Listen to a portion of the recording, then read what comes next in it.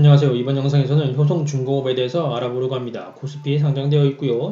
298040입니다. 이 종목은 지난 영상에서 EM코리아와 수소충전소 관련 조사하면서 업계 2위인 효성중공업이라는 내용을 확인한 다음에 궁금했었는데요. 하지만 효성중공업 자체는 또 다른 관점에서 봐야 하겠더군요. 그래서 이번에 선정해봤습니다. 일단 숫자를 먼저 보게 되면 효성이 분할 상장을 하게 되면서 효성중공업이 18년 6월부터 효성중공업이라는 새로운 회계보고서로 정리되고 있는데요. 그래서 연간 단위로는 연속성을 보는 데는 다소 무리가 있습니다. 그래서 분기 기준으로 보도록 하겠습니다. 매출에는 등락이 있는데 아무래도 코로나 여파로 2020년에 매출이 줄어든 것으로 보이고요. 다만 영업이익의 경우에는 매출의 흐름과는 상이한데 매출이 가장 높았던 시기에 영업이익이 소폭 오르긴 했지만 2020년 1분기에 적자를 기록했습니다. 하지만 2020년 2분기에는 또다시 큰 흑자를 기록했는데요. 여기에 이어 당기순이익을 보게 되면 훨씬 더 격하게 움직이고 있음을 알 수 있습니다. 길게 보자면 1, 3분기는 적자를 기록하고 2, 4분기는 흑자를 기록하고 있는 모습인데요. 이것을 하나의 흐름으로 본다고 하더라도 같은 시기인 전년 동기 2분기의 시점과 비교해봤을 때 매출에서도 이익에서도 모든 부분이 크게 감소하고 있는 것을 확인할 수 있습니다. 이 같은 효성중공업에 대해 좀 더 자세히 알아보도록 하죠. 바로 효성중공업의 수소에 대해 알아보기 위해 일단 보고서를 보도록 하죠. 특이했던 것은 개요에서도 자회사 중에 수소 관련 사업은 없었고요. 전혀 보이지 않았습니다. 주요 사업의 목적에서도 중공업과 건설만 제시될 뿐이었는데 심지어 사업의 내용을 소개하는 상대적으로 긴 부분에서도 수소에 관련된 내용은 전혀 확인되지 않았습니다. 효성중공업에서 수소 관련 사업이 정말 제대로 취급받지 못하고 있는 것인가 하는 생각도 들었었는데요. 그래서 이번에는 홈페이지를 뒤져봤습니다. 일단 효성중공업은 다양한 사업을 영위하고 있었는데요. 하지만 여기에서도 표면적으로는 수소 관련해서 전혀 추정할 수 있는 사업군이 없었습니다. 다만 뒤지다 보니까 산업기계라는 사업 부분이 있었고 그 중에서 가스충전소 관련 부서에서 수소에 관한 사업을 영위하고 있다고 밝히고 있었습니다. 그러니까 효성중공업에서 수소 관련 분야는 실적에서도 따로 다룰 필요가 없는 수준으로 작게 취급되고 있었고 전략적으로도 적어도 홈페이지 공시 등 자사가 직접적으로 알리는 플랫폼을 통해서는 적극적으로 알리고 있진 않았었는데요. 그렇다고 해서 효성중공업의 수소 충전소 관련 경쟁력이 국내에서 낮은 수준이냐 하면 그렇지 않다라는 것을 이 보고서를 통해서 확인할 수 있었는데요. 효성중공업의 경우 2020년 2월 말까지 나온 수소 충전소 발주 80개 물량 중에서 22개, 그러니까 전체 30% 수준을 효성중공업이 차지하고 있다고 밝히고 있습니다. 수소 충전소의 경우 발주되는 프로젝트당 단가를 20억 내외로 산정한다고 하는데요. 이렇게 볼 때 효성중공업의 경우 수소 충전소를 통해서 일으킨 매출이 400억 이상의 매출을 올리고 있는 것으로 보입니다. 전체 효성중공업의 매출 금액을 보게 되면 조 단위의 매출이 연간으로 발생하기 때문에 누적 기준 400억, 500억 단위의 수소 매출이 효성 입장에서 높다고 할 수 없을 것 같긴 하지만 수소 충전소 시장의 관점에서 보자면 굉장한 경쟁력을 가지고 있는 것으로 보이는데요. 여기에 더해 효성중공업은 수소 관련해서 지속적으로 투자를 진행하려고 하고 있습니다. 2022년까지 세계 최대 규모의 액화수소 공장을 세운다는 목표를 가지고 있는데요. 여기에 중요하게 저희가 봐야 할 것은 린데그룹이라는 기업과 함께 한다는 것과 함께 울산에 짓는다는 내용입니다. 이 두 가지 중요한 포인트가 효성중공업의 수소 전략과 관련되어 있는데요. 이 같은 효성중공업의 수소 전략에 대해 이해하기 위해서는 수소 산업에 대한 이해가 좀 필요합니다. 혹시 지난 영상을 보셨다라고 하면 조금은 스킵을 하셔도 될 것 같고요. 그렇지 않다면 같이 한번 좀 더 알아보시죠. 먼저 수소 산업에서 수소는 세 가지로 나뉩니다. 그레이 수소, 블루 수소, 그린 수소로 나뉘는데요. 그레이 수소의 경우에는 탄소 계열의 에너지원을 사용하면서도 배출되는 탄소에 대한 별다른 처리를 하지 않는, 그러니까 이름만 수소로 그린 에너지이지 탄소 배출의 관점에서는 크게 도움이 되지 않는 방법이라고 할 수 있겠고요. 두 번째, 그린 수소의 경우에는 탄소를 전혀 배출하지 않는 수전의 방식 등의 수소 생산입니다. 학교 수업 시간에 배우는 물을 전기분해해서 수소를 만들 수 있다고 하는 그 방법이죠. 이게 말은 그럴듯하긴 하지만 아직까지는 물을 전기분해해서 수소를 얻는데 더 많은 비용이 들기 때문에 빛 좋은 개살구처럼 경제적으로는 가치가 없는 연구 단계 혹은 지원금으로 운영되어야 하는 단계에 있다고 볼 수 있습니다. 마지막 블루 수소의 경우에는 그레이 수소와 그린 수소의 중간쯤 되는 개념인데 탄소를 사용하긴 하지만 탄소를 배출하지 않는 수소 생산 방법을 말합니다. 수소 생산 과정에서 나오는 탄소를 재사용하는 것인데요.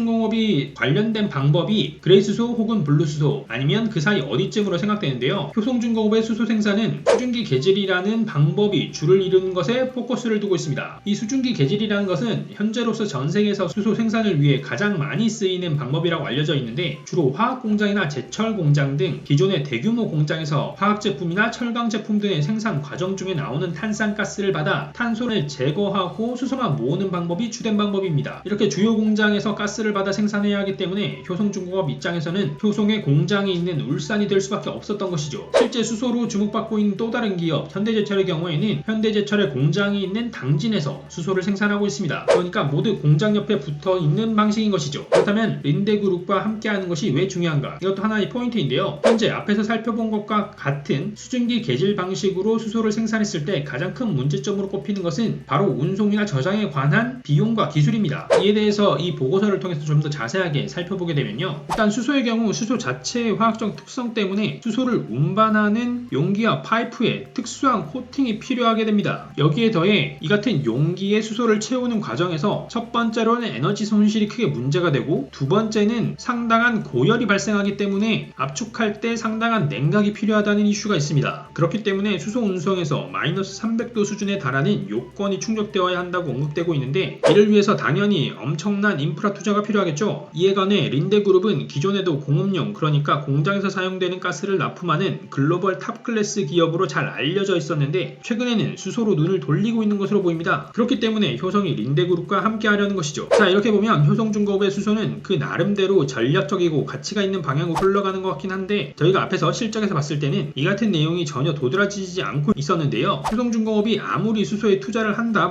하더라도 수소 산업이 성장하기 전까지는 캐시카우인 현재 산업들에서 잘 버텨주기도 해야 하고 수소 산업이 안정화된 이후에도 지금의 사업을 계속 가져갈 것이라면 수소 사업과 무관하게 이 같은 숫자가 중요하겠죠. 그래서 지금 캐시카우 역할을 하고 있는 것들에 대해서 좀 더 자세히 살펴보도록 하죠. 먼저 사업 부문을 보게 되면 중공업 부문과 건설 부문으로 나뉘어져 있는데요. 그 외의 부문은 따로 없어 보이지만 공통 부문으로 수소 산업 같은 것들이 뭉쳐져 있지 않을까 추정해 보게 되고요. 이에 따른 매출을 보기 위해서 먼저 기준을 보게 되면 아래에 있는 2018년 자료의 경우에는 2018년 6월부터 12월까지의 자료입니다. 그러니까 1년에서 단 7개월만 포함되어 있기 때문에 시계열을 가지고 숫자가 올랐다 떨어졌다 라고 비교하는 것은 무의미할 것 같고요. 다만 그 도표 안에서 비율이나 이런 것들만 보도록 하죠. 18년에도 그렇고 19년에도 그렇고 가장 중요한 매출을 차지하고 있는 것은 중공업 부분입니다. 전체 매출에서 절반의 부분이 중공업의 매출임을 18년에도 19년에도 쉽게 확인할 수가 있는데요. 이렇게 많은 매출을 올리고 있지만 영업 손익을 보게 되면 중공업 부문은 꾸준하게 영업 적자를 기록하고 있습니다. 여기에 더해 수소 사업 부문이 포함되어 있을 것으로 생각되는 공통 부문까지도 적자를 기록하고 있는데요. 다만 건설 부문의 영업이익이 10% 가까이 꾸준하게 기록되면서 전체의 영업 손실을 메워가며 영업이익을 기록해주고 있습니다. 그러니까 숫자로만 보게 되면 19년까지의 캐시카우는 다름 아닌 건설 부문인 것인데요. 효성중공업의 건설 부문에 대해 이야기하려면 또 다른 이야기가 많이 있긴 하겠지만 수소를 중심으로 효성중공업 전체를 보는 것이 이번 영상의 포인트이기 때문에 다른 길로 새지 말고 수소에 이어서 전체 부문을 숫자로 좀 살펴보도록 하죠. 손익계산서를 볼 때 앞에서 말씀드렸던 것처럼 1기의 경우에는 전체에서 7개월만 포함을 하고 있기 때문에 숫자의 시계열을 가지고 비교하는 것 자체는 무의미하고요. 각 회계 연도의 비율을 통해서 분석을 좀 해보도록 하죠. 가장 먼저 원가율 같은 경우에는 18년에 7개월 동안의 원가율과 19년에 1년 동안의 원가율이 유사한데요. 둘 다 89% 수준입니다. 판관비의 경우 매출액 대비로 봤을 때 소폭 좋아졌는데 7.3%에서 6%로 낮아졌습니다. 연구개발비의 경우에는 숫자로 보게 되면 늘어난 것으로 보이지만 매출액 대비 비율로 봤을 때는 1.3%에서 0.9%로 소폭 감소했고요. 이같이 비용이 꾸준하게 줄었기 때문에 영업이익률도